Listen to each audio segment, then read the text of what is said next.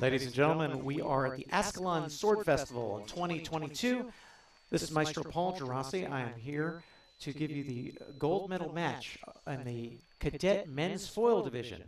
On the left, we have Justice Cullivan from Columbus Fencing and Fitness from Columbus, Ohio. And on the right, Jeidus Deseranno from Renaissance Fencing Club in Troy, Michigan.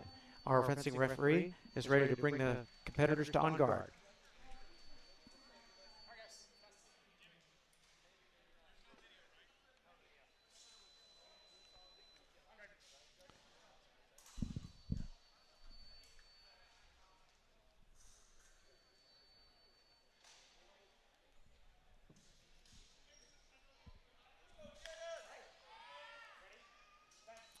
And they begin.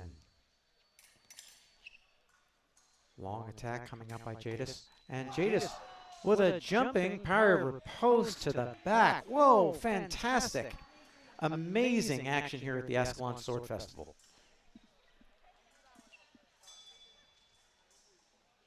That's got to give him a lot of confidence going into this bout. Okay, Cullivan taking his time now, regrouping after that.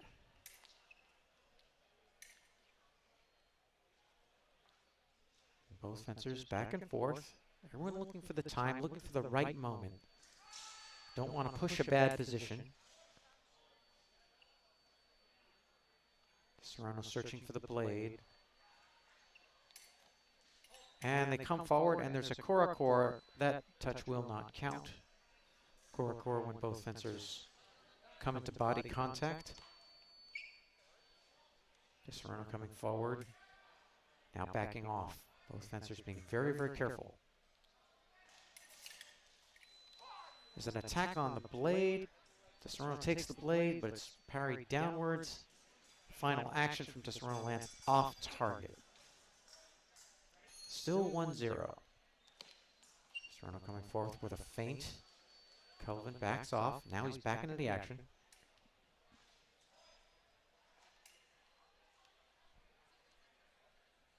Deseranno makes a long attack from out of distance. Attack off fair beat, attack on the blade, and it lands off target.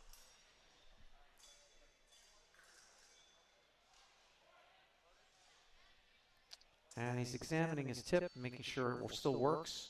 Tests the weapon, it does. And the fencers are ready to go again. Here they are, they're on guard.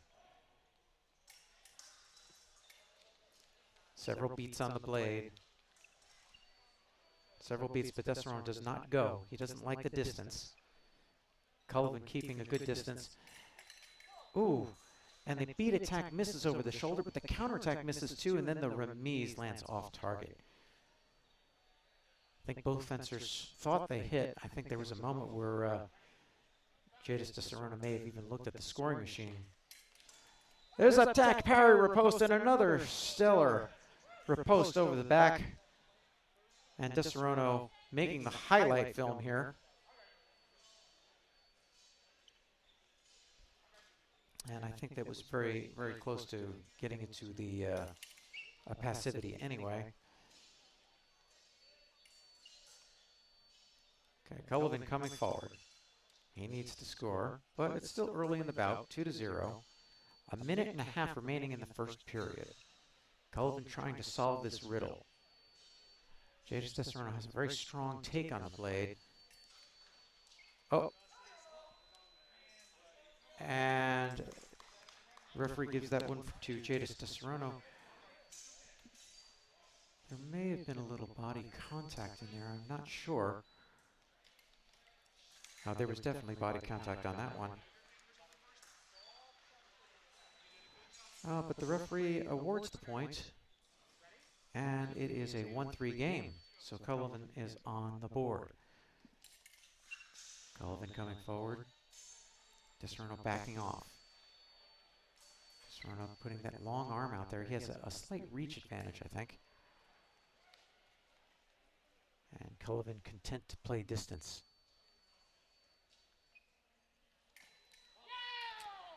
And Cullivan comes forward with a bent arm and is able to adjust for the closing of the distance, and he scores in the low line, scoring his second touch. 2 fencing 3. Cullivan coming forward now.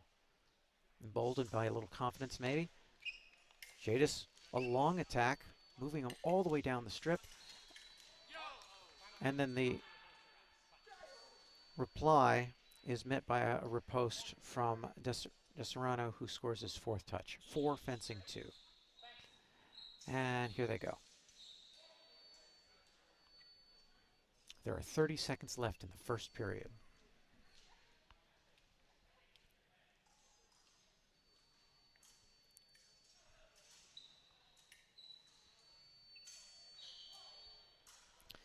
Both fencers don't want to give up a silly touch with only a couple seconds left. And a beat attack, a tackle fair from Jeidus Deseranno is off target.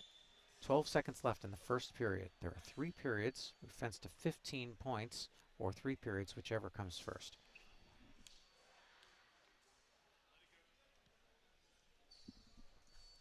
And the fencers back off, and we are at time. So the fencers will go back to their coaches.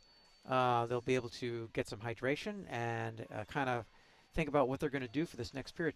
It's really interesting. It's an amazing match. Deseranno, those 2 jumping ripostes were just awesome. When he would just flick and bam, hit the back, and he did it with a jumping motion. It was quite spectacular. So definitely one for the ESPN highlight reels. Of course, Justice Cullivan, he has scored in this bout, and he's scored with a bent arm, trying when the distance collapses. And it's really interesting in fencing. Generally, the time the points are scored the most are when both fencers are moving forward. And when you're moving forward at a high rate of speed, sometimes it's difficult to get the point on, and sometimes you actually have to withdraw the arm a little bit. So to gain that extra room, maybe that's what Cullivan needs to do, although when you do that, you risk losing the right of way. All right, we're coming back to the second period, and our fencing official is calling the competitors on guard. Again, on the left, Justice Cullivan from Columbus Fencing and Fitness in Columbus, Ohio, and on the right, Jeidus Deseranno from Renaissance Fencing Club, hailing from Troy, Michigan. And the second period is underway. 2 fencing 4, and they both come forward. No points scored. No points scored.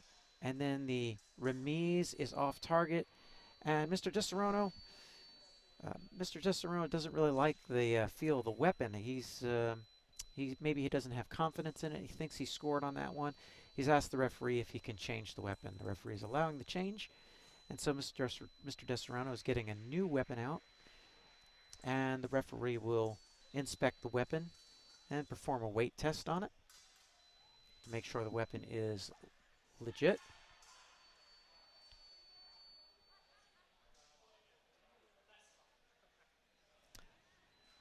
And the weapon tests out fine, and we are going to resume the action. Okay, so the fencers come on guard, and we are ready to fight. And Deseranno calling for another time. I think he's trying to adjust the reel pod, which he's done. And he comes out with a long attack. It's parried by Cullivan, but no riposte. Cullivan starting to move. Both fencers starting to up their tempo a little bit in the second period. They don't show their tempo in the first period, and usually in the second period is when that higher tempo will come out. Both fencers from very good clubs and are well coached. And a big, long attack from Jeidus Deseranno. Advanced lunge, scores the target, and he takes a 5-2 advantage. And they begin to fence.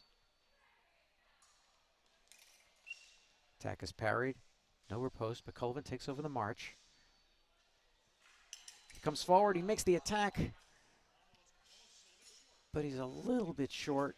I can hear his coach saying here, just a little bit short.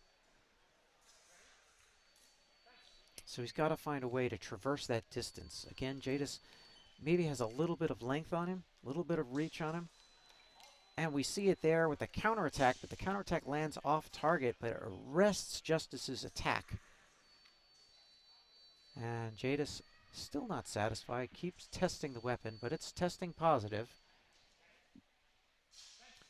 He still enjoys a 6-2 advantage. Okay, here we go. Cullivan coming forward. Now he's backing off. Jeidus always a threat with that long attack. Cullivan rushes forward. And the referee is saying that the action is over because Cullivan passed Deseranno, so no points are awarded. If fencers pass each other, you can no longer score, unless the action is started before the pass. Okay. And Justice runs forward.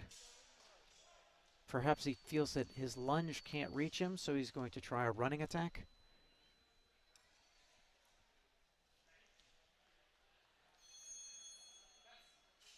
And he might have to do that to close the distance. A minute and 30 seconds left in the second period.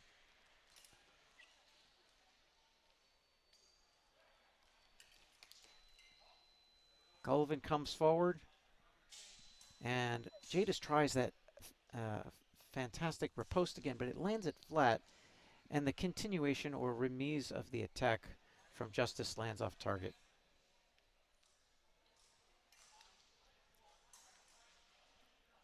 All right, Jeidus looking for the blade. He's coming forward. And another running attack from Justice. His coach is telling him to wait for the moment, look for the moment. And that's what both fencers really are trying to do. Who can recognize it? Who can take the initiative? And in this case, Jeidus is really on the attack, but Justice attacks into the attack with a counterattack, kind of slips the blade and scores his third touch with a running attack.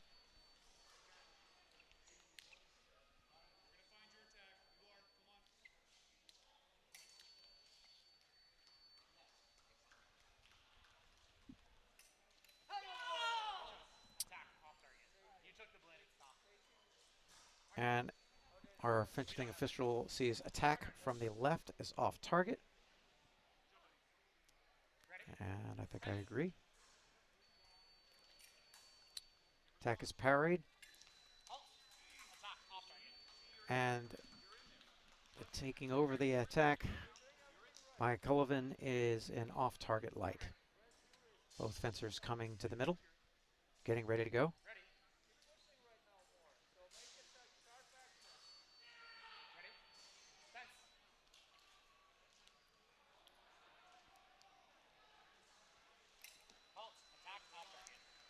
And Cullivan's initial attack lands a little bit low, lands in the off target.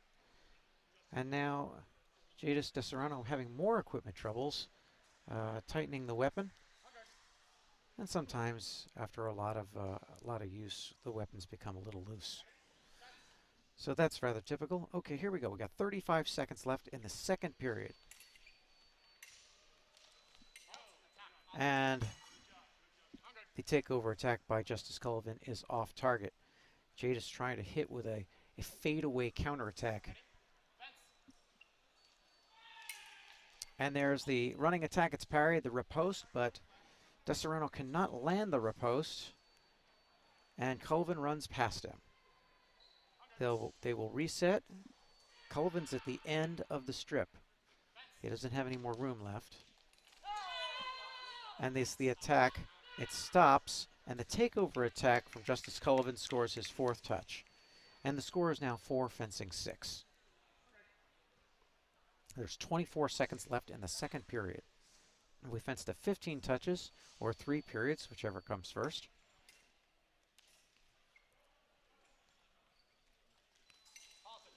And the large lunge from Justice Cullivan still falls short, and the fadeaway counterattack from Jeidus Deseranno scores. And the score is now 7-4. And that's why Cullivan's been having to use that running attack, because Deseranno can always just run away and stick his long arm out. It's difficult. And the same thing happens in his preparation. Deseranno retreats, puts that counterattack out, but this time he's off target. And both fencers are content to let the time run out. So we are now into the third and final period. Both fencers get a minute to talk with their coaches.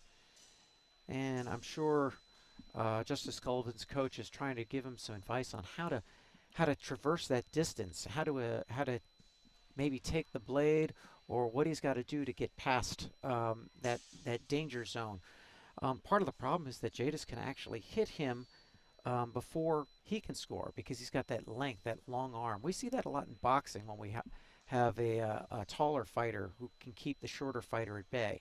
But if the shorter fighter can invade that distance and pass that danger zone, they actually have an advantage.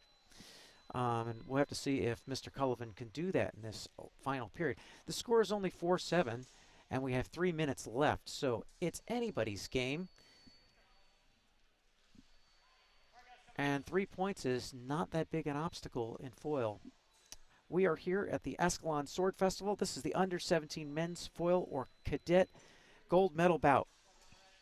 And we are coming on to the third and final period. This will decide the gold medal. Both fencers are coming on guard, and they're ready to compete in the third and final period. Our fencing official calls them to on guard, and we're ready to go.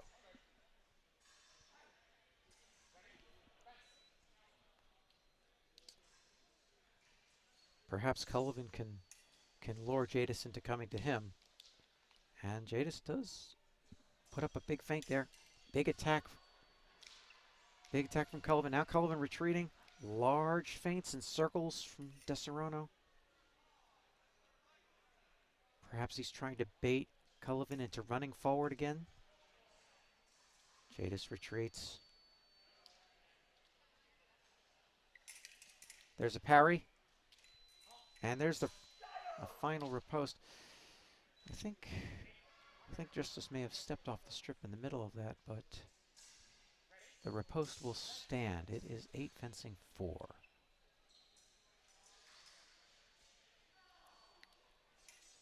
And Justice may have to take some chances now. He's gonna have to take some risks.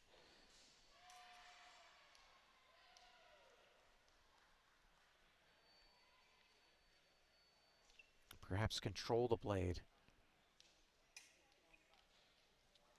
There's the running attack. Parry riposte is no. You know, if he could actually do a more traditional flesh attack, he might traverse the distance a little bit better. Attack is met by a parry and riposte. Deseranno scoring his 9th touch, taking a 5-point commanding lead here in the third period. Cullivan having to take all these risks is very, very difficult to come back now. But I've seen it done before, and anything can happen. Cullivan coming forward, undaunted, comes forward with the running attack, but it's met by the parry, riposte, and Deseranno scores his 10th touch. 10 fencing 4. He's just waiting for it. He knows Cullivan has to go. Cullivan doesn't have a choice. He has to. The onus is on him to make the action happen. And he runs forward. And the referee has to make a call here. And he says the touch happened after the pass. And Deseranno needs to adjust his equipment.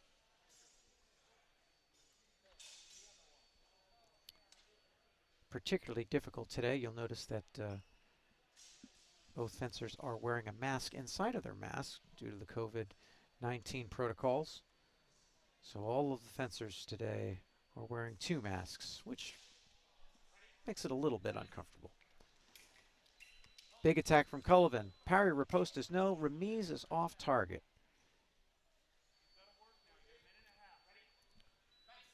His coach is telling me he has to work. He only has a minute and a half, and that will be a parry riposte. Even though he was past him, the action actually started beforehand, so the referee will allow that point, and that is 11-4. 11-4. And the attack from Justice Cullivan scores. Jeidus tried to make a counterattack and close him out, but Justice pulled his arm back and scored in the low line, which seemed to benefit him in the first period. Cullivan stalking forward, looking for the opportunity, makes the attack, but the escaping counterattack by Jeidus Deseranno lands off target, and Justice cannot land the action. A traditional flesh might give him more distance than that running attack. His coach is begging him to keep the weapon up and to focus. He's got 1:20 left. He's got to make up 6 points. He doesn't have to get to 15. He just has to tie it up. And again, the counterattack by Deseranno lands off target. But it arrests the action. Here we go. 2 beats by Deseranno earns him the right of way, and Deseranno scores the touch. And Cullivan doesn't like that call, but I think the referee in this case is correct. Deseranno is controlling the blade. Deseranno beats again. He makes an attack. Parry riposte is off target. And Justice Cullivan, clearly frustrated. He's got to pull it together. He's got 1:04.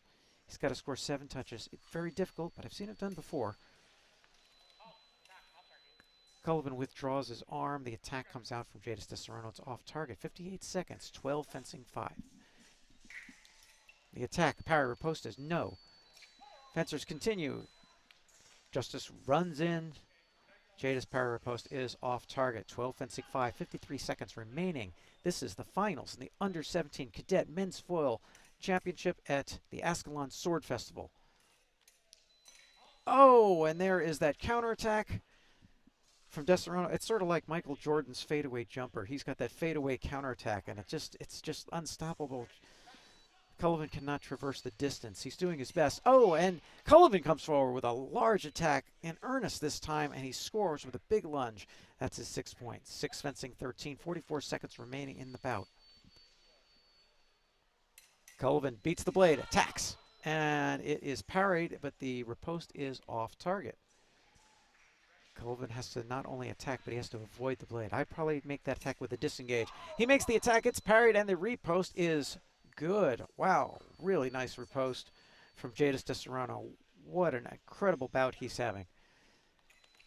And the attack from Deseranno is off target. If he scores 1 more point, he will be the under-17 Cadet Men's Foil Champion. Jeidus straightening his weapon. 34 seconds remain. It is 14-6.